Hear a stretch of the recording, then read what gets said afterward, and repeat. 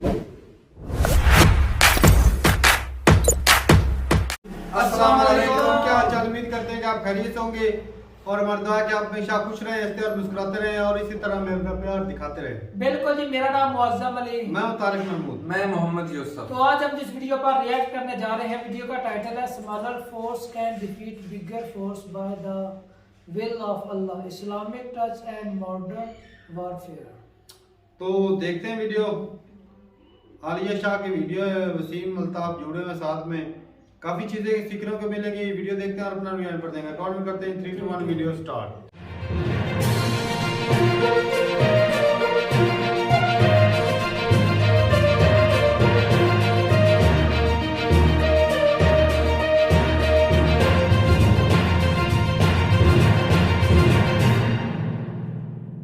Army chief ने जो एक स्पीच की, क्योंकि हम इंडिया और पाकिस्तान के ताल्लुकात पर भी बात करते हैं, तो इंडिया और पाकिस्तान के ताल्लुकात के हवाले से ही आर्मी चीफ की पासिंग आउट परेड की सेरेमनी में जो स्पीच हुई, उसमें जहां को एग्जिस्टेंस की बात की गई और नेबर्स के साथ हम चाहते हैं इसकी बात की गई, जिसके ऊपर मैंने बात भी की, प्रोग्राम भी किया। लेकिन उसी के साथ फिर कुछ और बातें भी सामने आई।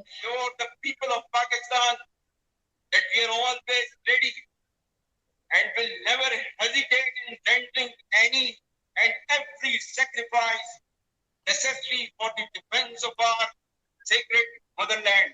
As proud soldiers of the Pakistan Army, we can neither be intimidated nor overawed by mere superiority in numbers and weapons or equipment. कम मिन फियतिन कलीलतिन गलबत फियतन कसीरतम बिइज़्निल्लाह. And the translation reads, how many times it happened that a smaller force vanquished a bigger force by the will of Allah. ये चीज के क्या, ये वो जो एक strategy, ये जो एक लोग बातें करते हैं गजबा हिंद वाली के गलबा हासिल करना है, क्योंकि आजकल की जो जंगें हैं, जो वॉरफेयर है, उसका तो स्टाइल ही चेंज हो चुका है।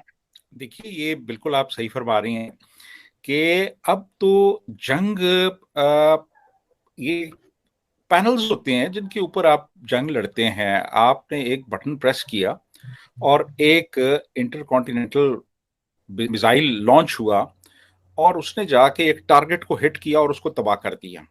ठीक है जी। अब मिसाल के तौर पे जो हेल फायर मिसाइल है, अपाची हेलीकॉप्टर्स जो इस्तेमाल करते रहे, वो 6 किलोमीटर दूर से वो अपने टारगेट को हिट करता है। वो नजर भी नहीं आता कि वो कहाँ पे है। एनिमी आपको नजर ही नहीं आ रहा। और एनिमी यानी ये जो ड्रोन यहाँ पे अटैक्स करते हैं, वो उनका कंट्रोल आपको पता है कहाँ पे है? कोलोराडो अमेरिका में। और वहां पे इस तरह स्क्रीन्स हैं, जैसे ये मेरे और आपके सामने एक स्क्रीन है और इस स्क्रीन के ऊपर बैठ के जॉयस्टिक्स के साथ वो उसको ऑपरेट करते हैं। तो अब तो ये दौर आ चुका है, यानी जो मॉडर्न वॉरफेयर है उसमें तो अब बिल्कुल वो सारा जो एक पूरी डॉक्ट्रिन जो है मिलिट्री वॉरफेयर की, वो तब्दील हो चुकी है। तो वो तो पुराना दौर था ना कि वो छोटी आर्मी होती थी जिसमें 313 है और 1000 है, तो उन्होंने उनको हरा दिया। लेकिन अब ऐसा नहीं है। अब देखिए, इसराइल जो है वो भी टेक्नोलॉजी का सहारा लेता है।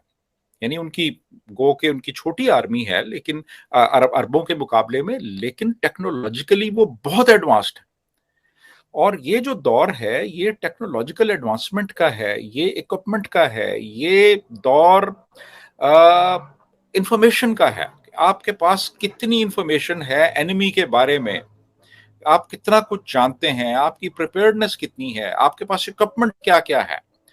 तो अब इस दौर में ये कहना कि वो छोटी आर्मी बड़ी आर्मी को हरा देगी, वैसे तो माफ कीजिएगा, 1971 में कोई इतनी छोटी आर्मी तो नहीं थी हमारी, काफी बड़ी आर्मी थी। तो कहने का मतलब ये है कि ज्यादातर मुझे रेटोरिक ही नजर आया इसमें। तो और हम तो ये कह रहे हैं कि हम तो ये कहते हैं कि हमारी आर्मी तो छोटी है नहीं, हमारी आर्मी तो बहुत बड़ी है, वन ऑफ द बिगेस्ट। और क्या जाता है दुनिया में छठी, पांचवी, चौथी, इस तरह की बातें होती है, तो छोटी तो हम कह ही नहीं रहे। लेकिन बात यह है कि हाँ आजकल तो जिस तरह आपने बताया कि जो सिस्टम हो चुका है, फिर ये कि भाई, लेकिन ठीक है, अपने जवानों को आगे वो जज्बा देने के लिए सब जो कुछ मुल्क के अंदर हो रहा है, बहुत कुछ किया जाता है, लेकिन इसमें जो है वो जाहिर है कि टेक्निकली अगर हम देखेंगे तो ये बात तो नहीं होगी। अच्छा, इसके साथ क्या आपको ये भी लग रहा है कि इससे पहले, क्योंकि हमने देखा है कि बड़ा ही एग्रेसिव नैरेटिव आया DDISPR की स्पीच पे, और फिर उसके बाद अब ये कोएग्जिस्टेंस की बात की गई, तो क्या ये गुड कॉप बैड कॉप वाला चक्कर तो नहीं?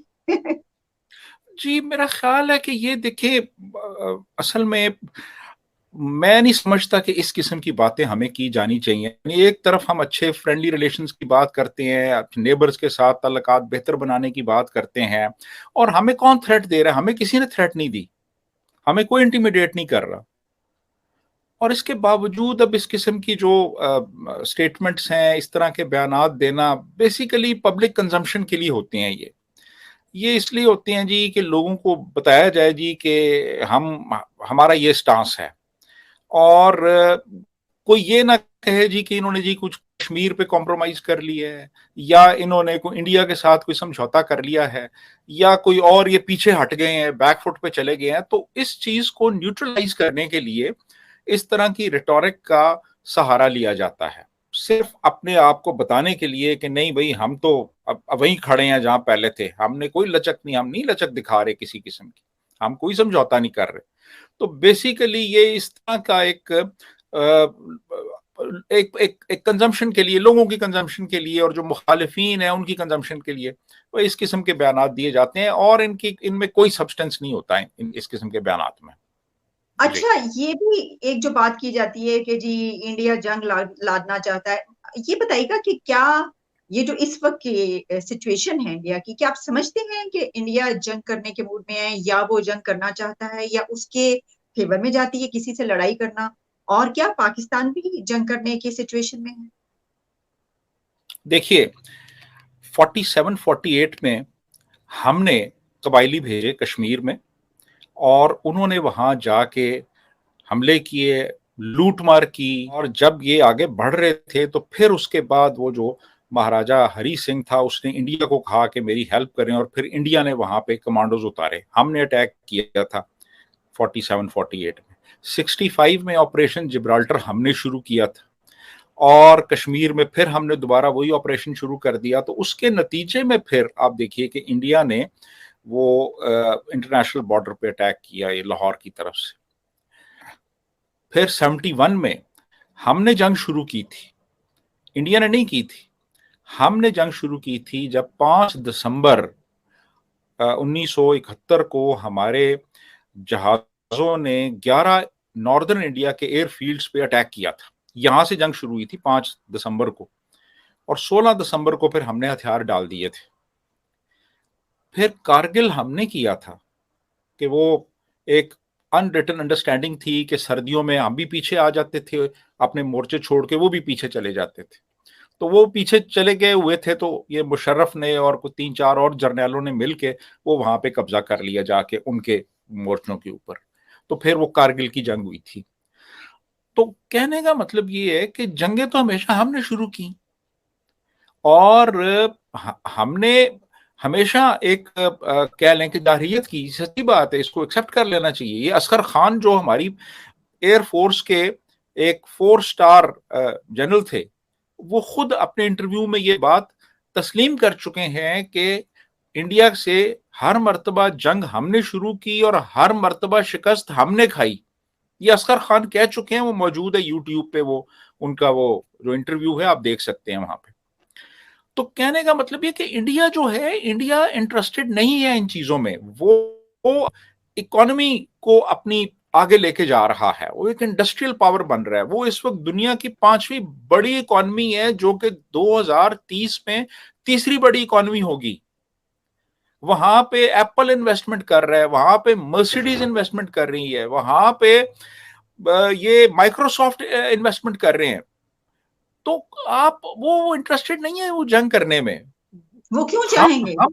वो क्यों चाहेंगे? देखिए आप ये देखिए कि आप देखें सेकेंड वर्ल्ड वॉर में जर्मनी और जापान बिल्कुल तबाह हो गए थे, तबाह बर्बाद हो गए थे, जर्मनी भी और जापान भी। और फिर पाबंदियां भी लगी उनके ऊपर कि वो इतनी एक हद से ज्यादा फौज नहीं रख सकते, असला नहीं रख सकते। और उन्होंने फिर खैर पैसे भी उनको मिले, मार्शल प्लान के तहत जर्मनी को पैसे मिले, जापान में भी अमेरिकन एक पैटर्नेज तो थी बहरहाल। तो वो फिर इकोनॉमिक डेवलपमेंट की तरफ आए, और आज आप देखिए कि जापान कहाँ पे है, जर्मनी कहाँ पे है, और हम कहाँ पे हैं। तो कहने का मतलब ये है कि ऑस्ट्रेलिया के पास एटम बम नहीं है, ना कनाडा के पास है, ना जर्मनी के पास है, ना जापान के पास है। तो क्या हमारी इंटरनेशनल अरीना में हमारी रिस्पेक्ट, हमारी प्रेस्टीज इन मुल्कों से ज्यादा है कि हमारे पास एटम बम है? तो जो एटम रखने से, F-16 रखने से, अल खालिद टैंक रखने से आपकी दुनिया में इज्जत नहीं बनती। इज्जत बनती है कि आप इकोनॉमिकली कितने स्ट्रांग हैं, कितने स्टेबल हैं, आप क्या एक्सपोर्ट कर रहे हैं दुनिया को। आप दुनिया को कोई प्रोडक्ट, कोई एक्सपोर्ट कर रहे हैं जो दुनिया के किसी काम आए, या आप कोई और चीज एक्सपोर्ट कर रहे हैं दुनिया में। हम ठीक। बहुत कुछ एक्सपोर्ट करते रहे हैं, लेकिन आपको पता है कि वो क्या, हम किस, हमारी पहचान क्या है। जी, लेकिन वसीम साहब, ये जो बात आपने की ना, जैसे कनाडा, जर्मनी, जापान, अगर इनके पास नहीं है तो हमारे पास एक प्ली ये पेश की जाती है ना कि हमारे लिए जरूरी इसलिए था क्योंकि हमारा जो हमसाया है वो दुश्मन है। तो जहां पर आपका हमसाया जो है वो इतना बड़ा मुल्क हो, इतनी बड़ी ताकत हो, तो उसमें फिर अगर कभी कुछ होगा तो वो तो फिर रह जाएंगे हम। तो प्रॉब्लम ये है कि मेरा सवाल ये है कि क्या हमारे पास ये ताकत, ये सलाहियत होने के बिना पर हम ताकतवर बन गए? हम तो नहीं, अभी भी वहीं पर हैं कि जो करना चाहेगा तो हम कुछ नहीं कर पाए, क्योंकि क्या होगा, आलिया तबाह आलिया हो जाए। आलिया बांग्लादेश को क्या थ्रेट है मुझे बताएं, भूटान को क्या थ्रेट है, नेपाल को क्या थ्रेट है? ठीक है, ये थ्रेट वगैरह कोई कोई थ्रेट नहीं है, और हमें कोई थ्रेट नहीं है। इंडिया आपको क्यों, क्या जरूरत क्या है पंगा लेने की हमारे साथ? हाँ हाँ, हम खुद काफी नहीं है, वो किसी और तरफ चल पड़े हैं अब। ठीक है ना, तो ये महज ये ये अफसाने घड़े हुए हैं जी अच्छा, कि ये बड़ी फौज हैरानी में। की बात है वसीम साहब, ये बड़ी हैरानी की बात है कि मोदी के बारे में ये कहा जाता था कि ये तो कुछ ना कुछ, बस मोदी की हुकूमत है तो ये तो हो जाएगा, अब तो जंग हो ही हुई वगैरह, इस तरह की चीजें चलती रही। और हमने ये देखा कि यही दौर वो दौर साबित हुआ कि जिसमें वो जंग चाहते ही नहीं है, क्योंकि वो तरक्कियां, वो और जिसने आपने कहा वो और तरफ निकल गए। ये एक, मतलब अजीब बात नहीं है कि जो बात कही जाती है उसके बरक्स हुआ है, ऑपोजिट हुआ। देखे ना, वो तो लाहौर आ गया था, वो तो नवाज शरीफ से मिलने के लिए लाहौर आ गया था, जिसके बाद एक हफ्ते के बाद हमने पठानकोट में दहशतगर्दी कर दी। वो तो लाहौर आ गया था। वो तो उससे पहले आप देखें, वो वाजपेयी, वो आ गया था यहाँ पे, पाकिस्तान आ गया, लाहौर आ गया था, वो भी आ गया था, वाजपेयी आ गया था, और मोदी आ गया था। ठीक है जी, उससे पहले और भी लोग आते रहे यहाँ पे। तो उनको इंटरेस्ट नहीं है इन चीजों के साथ कि कोई लड़ाई लड़ी जाए, कोई एक मार कुटाई की जाए, नहीं, ऐसा नहीं। वो अमन चैन से रहना चाहते हैं। और मतलब मुझे तो समझ नहीं आती कि क्या मसला है। हमें अपने तमाम नेबर्स के साथ अच्छे फ्रेंडली रिलेशंस रखने चाहिए, तिजारत को, कॉमर्स को फरोग देना चाहिए। और एक, यानी जैसे सार्क एक प्लेटफॉर्म है, उसको स्ट्रेंथन करना चाहिए। हम जो चीजें मंगवा रहे हैं, इतने महंगे दामों मंगवाते हैं, मिसाल के तौर पे दुबई से, वो हम वागा से और ये क्यों नहीं मंगवा सकते, वागा के रास्ते क्यों नहीं आ सकती वो? तो हमें तो अब एक्सप्लॉइट करना चाहिए अपनी जो स्ट्रेंथ्स हैं उनको, बजाय इसके कि हम डिस्ट्रक्शन की तरफ जाएं। हमें कंस्ट्रक्शन की तरफ जाना चाहिए, और उसमें बहुत जरूरी है कि फ्रेंडली कंट्रीज जो, या जो नेबरिंग कंट्रीज है, उनसे अच्छे फ्रेंडली रिलेशंस रखे जाएं। ठीक है, हाँ, ये बात भी जी उन्होंने कही जिसको हम सेकंड करते हैं कि बड़ी अच्छी बात है, ये बात की गई है। जी लेकिन वो जिस तरह आप लगता है कि गुड कॉप बैड कॉप जो है वो भी कभी कभी प्ले करना पड़ता है। लेकिन इसी के साथ एक और बात ये कि जब हम ये कहते हैं, जिस तरह भी कुछ दिन पहले कहा गया कि इंडिया के अंदर घुस के मारेंगे, तो उससे पहले क्या हमें जो हम दवाइयां उससे लेते हैं, मेडिसिन उनसे हासिल करते हैं, वो नहीं बंद करनी चाहिए कि जाओ तुम्हारे मुंह पर मारते हैं हम, ये मेडिसिन हमें नहीं चाहिए, हम बंद करते हैं, उसके बाद फिर हम कहेंगे हाँ घुस के मारेंगे। पहले तो बिल्कुल दवाइयां सही। लेना बंद।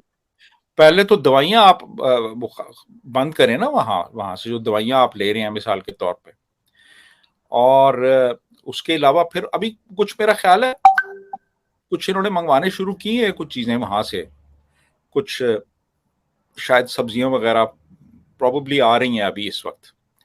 वो तो तो दुबई अब के रास्ते आते हैं ना सर, वो जो हाँ, दुबई के रास्ते आ रही हैं। बहरहाल मतलब ये कि कुछ मेडिसिन वगैरह भी आती हैं होके आ रही हैं, लेकिन आप प्रॉपर तरीके से ट्रेड शुरू करें इंडिया के साथ।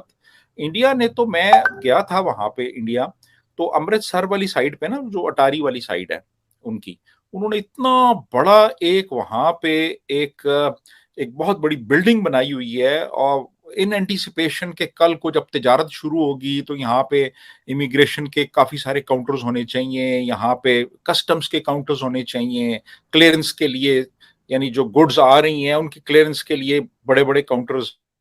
उन्होंने तो काफी इंतजाम किया हुआ है, वो तो काफी अरसे से एंटीसिपेट कर रहे हैं यार कि आप कुछ शुरू करें, कोई तिजारत शुरू करें, कोई ट्रेड शुरू हो, कोई हालात बेहतर हो दोनों मुल्कों के।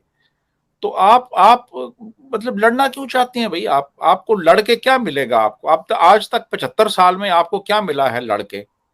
लड़ाई करके आपने गेन क्या किया है आपने?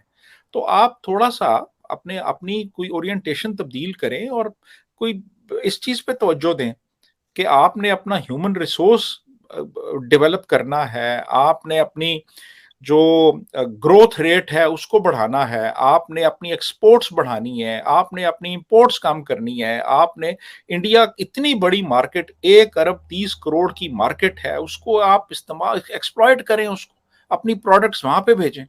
आपको कितना फायदा है कि आपकी चीजें वहां पे जाएंगी और बिकेंगी और आप फॉरेन एक्सचेंज कमाएंगे, और उनकी जो सस्ती चीजें हैं वो यहाँ पे आने दें, फायदा होगा मुझे और आपको फायदा होगा। जो चीज अटारी से आएगी बजाय इसके कि वो दुबई से आए। तो इस लाइन पे सोचना चाहिए हमें। ये सही। क्या बात हुई जी कि हम लड़ेंगे और मरेंगे और बड़ी ताकत को मारेंगे, और क्या ये तो बातें सर क्या इसमें है?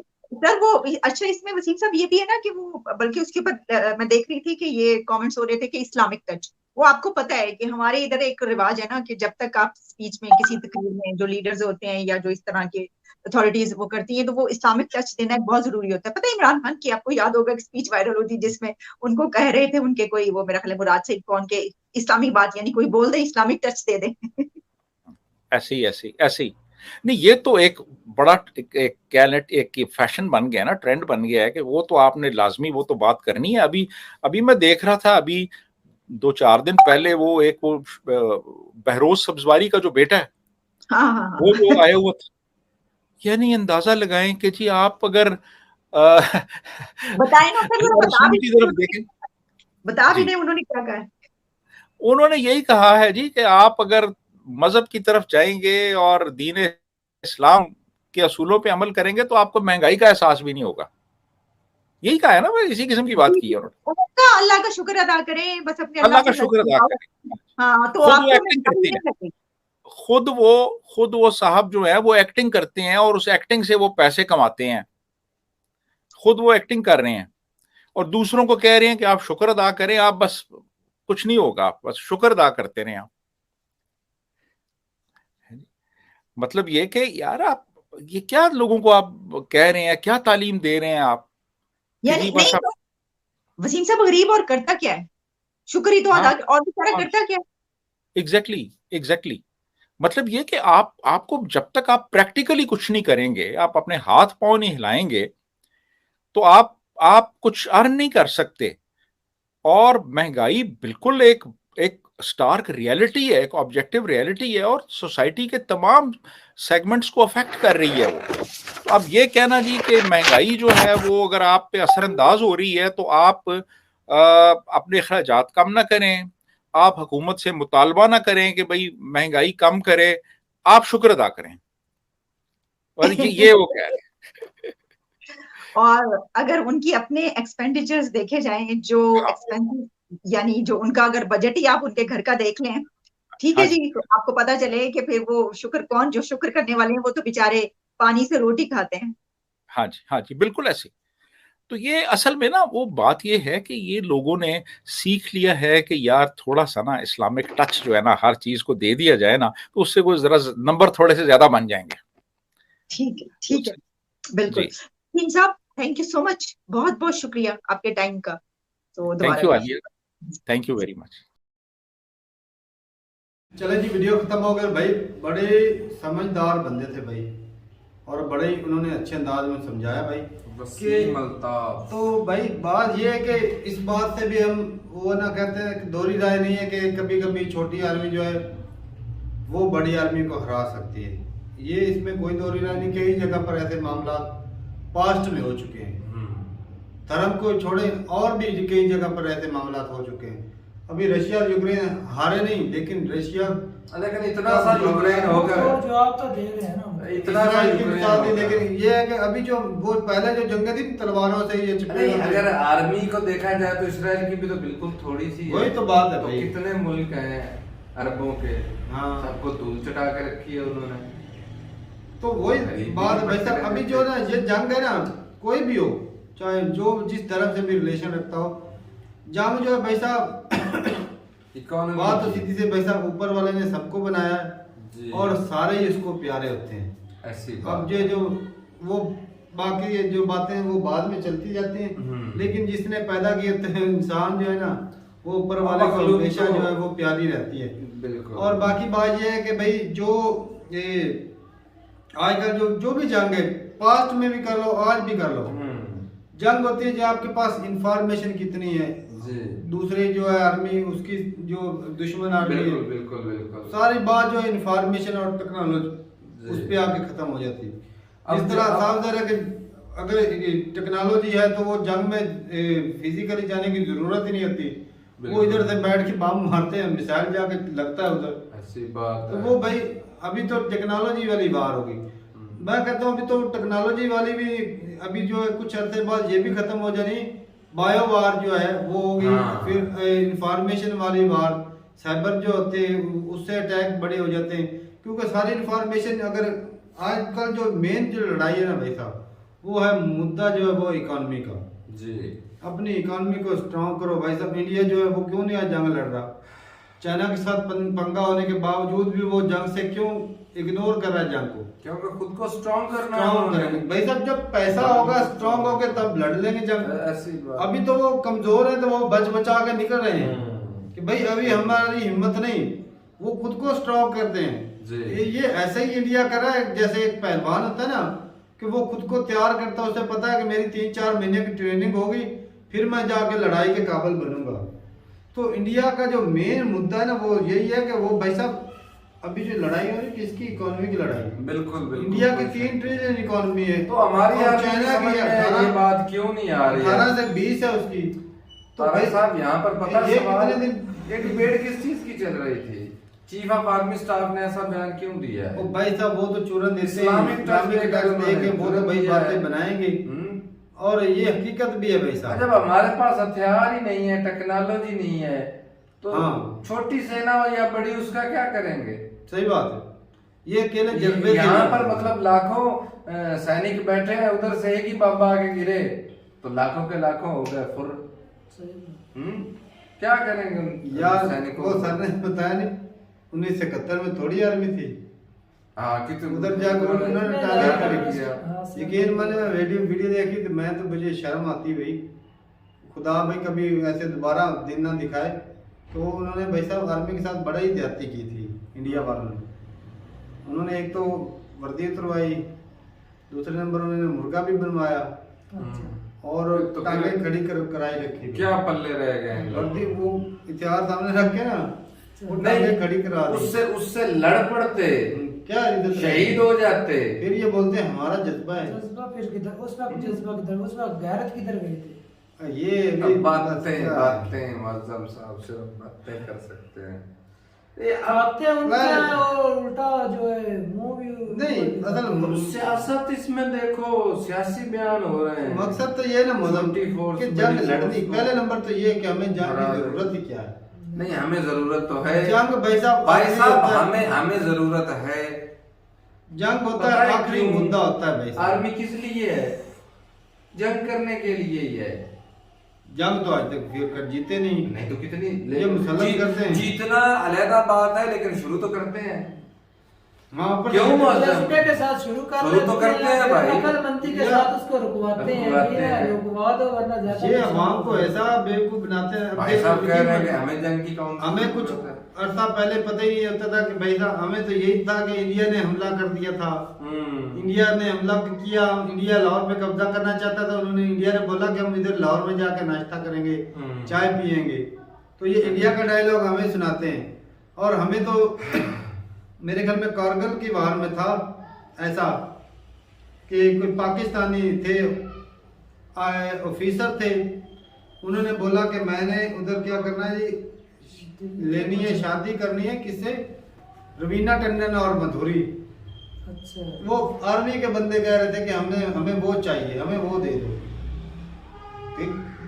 कितनी मेंटालिटी देखो ना, कितनी घटिया। जो एक बंदा है आर्मी, भाई साहब रिस्पेक्टेबल शोभा है, चाहे जिस कंट्री की भी हो, ऐसी बात है। उसका काम होता है भाई साहब बॉर्डर पे खड़े होकर ना अपने कंट्री की हिफाजत करना, जनता की हिफाजत करना जी, इज्जत आबरू की हिफाजत होती है।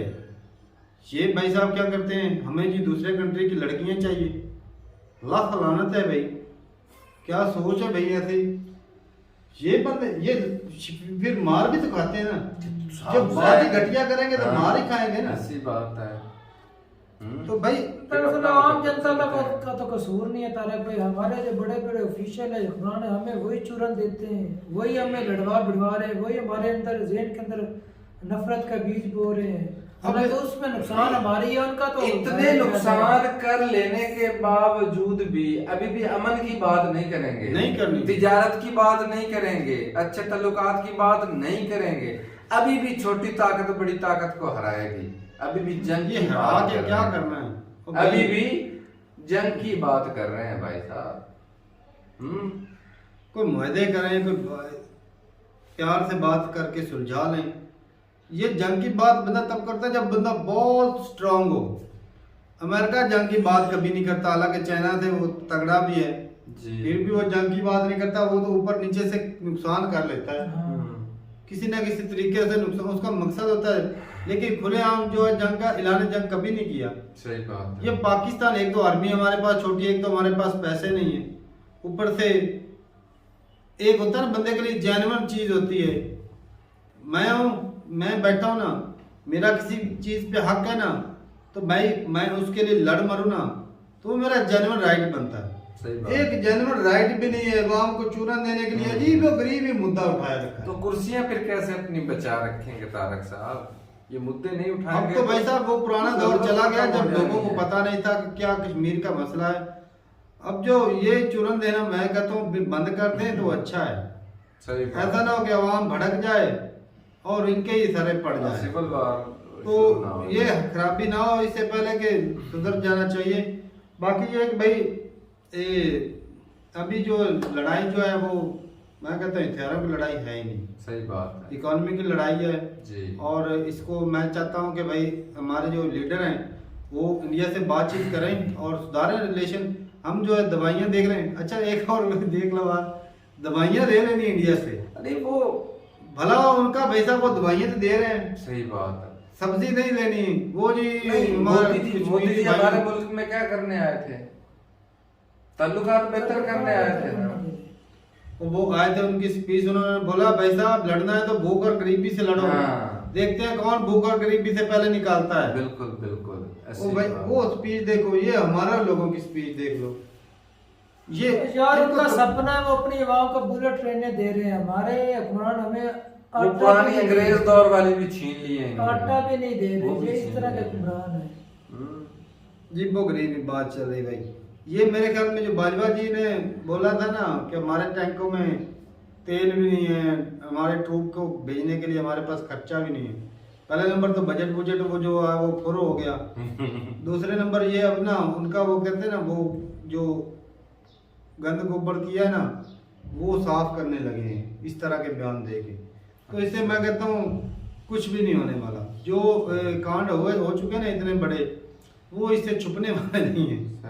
तो ठीक है भाई, अपनी राय जरूर बताइएगा कमेंट सेक्शन में। और भाई हकीकत ये भी है, इस बात को दोहरी राय बिल्कुल नहीं है कि छोटी आर्मी जो है वो बड़ी को नहीं हरा सकती। ये पास्ट में हो चुका है, कई दफा पे हो चुका है, हो चुका है। ये अभी भी हो सकता है। अभी इसराइल को देख ले, टेक्नोलॉजी है उसके पास, जिंदा मिसाल। लेकिन आपका कहने का मतलब है पाकिस्तानी आर्मी छोटी है, वो इंडियन आर्मी को जरूर हरा देगी। नहीं हम तो वो ये तो नामुमकिन है भाई साहब। नहीं, इधर हम तो भाई इस साहब, सीन के अंदर भाई साहब छोटी बड़ी आप कह नहीं सकते कि छोटी आर्मी बड़ी आर्मी को हरा देगी, ये तो नामुमकिन है। और यार जेन्युइन मुद्दा ना, फिर इंडिया बंदा के लड़ता साथ भी। किसी भी मुद्दे पर मतलब कि उसके साथ टकराव करना या उसकी बराबरी करना जो पाकिस्तान के लिए नामुमकिन है। अभी सही पूछे ना, मैं तो कहूंगा कि इनको कश्मीर वाला मुद्दा छोड़ देना चाहिए, क्योंकि अभी देखें वो ग्रो कर रहे हैं, वो डेवलप हो रहा है, कश्मीर बेहतर हो रहा है, वो इंडिया के पास जो है, यार हमारे इन्होंने बेचारे आटो के लिए रो रहे हैं। अगर इन्होंने ये मुद्दा ना छोड़ा, हो सकता है इनसे ये वाला भी छीन जाए। इनकी बेहतरी इसी में भाई साहब चुपचाप अपने आप को संभालें, अपने कश्मीर को संभालें, अपनी अवाम को संभालें, ताकि लोगों को एक अच्छा मैसेज। मैं ना सोच रहा था भाई साहब कि गवर्नमेंट जितनी भी हुकूमतें आती हैं, कोई बंदा ये अगर ऐसा तो नामुमकिन बात है कि वो करप्शन ना करती हुई, जो भी पार्टी है, जो भी हुकूमत है, वो करप्शन तो करती है बिल्कुल। लेकिन ये है कि वो खाए भी और लोगों का भी कुछ भला करे। अब फिर तो हमारे जो है इनका वापस मकसद ये था भाई हम खा लें भाई, अवाम मरे या जिए। जिनके नाम पर खा रहे हैं वो और मर ब्लेम जाएं किसके और ऊपर खाना लगा देता है, वो खाते जो हैं। पहले ये हुकूमत गुजर चुकी है उसके ऊपर ब्लेम लगा देना एंड पर जाना। और ये इतने पर बेवकूफ अपने हैं आप को- कि एक भिखारी कंट्री का ये आके प्राइम मिनिस्टर बनते हैं। अगर ये अच्छे होते, समझदार होते, तो इस कंट्री को डेवलप कंट्री बनाते, रिस्पेक्ट वाला कंट्री बनाते, और इस फिर इस कंट्री कुर्सी पे पर बैठते। बैठ के इज्जत से बैठते। और भाई साहब किसी कंट्री में दौरा होता जाके, किसी मुस्लिम कंट्री में, इस्लामी कंट्री है, और जो है भाई साहब हमारे पास न्यूक्लियर वेपन है, अगर ये भीख मंगी वाला हालत ना की होती, अच्छे इज्जत वाला बनाया होता, तो हमारा प्राइम मिनिस्टर सऊदी अरब में जाता, वो भी भाई साहब ऐसे झुक के खड़े होते बिल्कुल सही बात। सही बात। हैं। लेकिन इन्होंने अपनी हालत ही ऐसी कर दी, वो बस छुप जाते हैं, अगर कोई बंदा जाता है तो वो छुप जाते हैं। मुझे पता है ये कि सारा आपका पैसे ये- मांगने आ गया, छुप जाओ। ये इन्होंने खौफ पैदा कर दिया है। बिल्कुल। तो ठीक है भाई, अपनी राय जरूर बताइएगा कमेंट सेक्शन में। मिलते हैं वीडियो के साथ, तब तक के लिए इजाजत दें। अल्लाह हाफिज।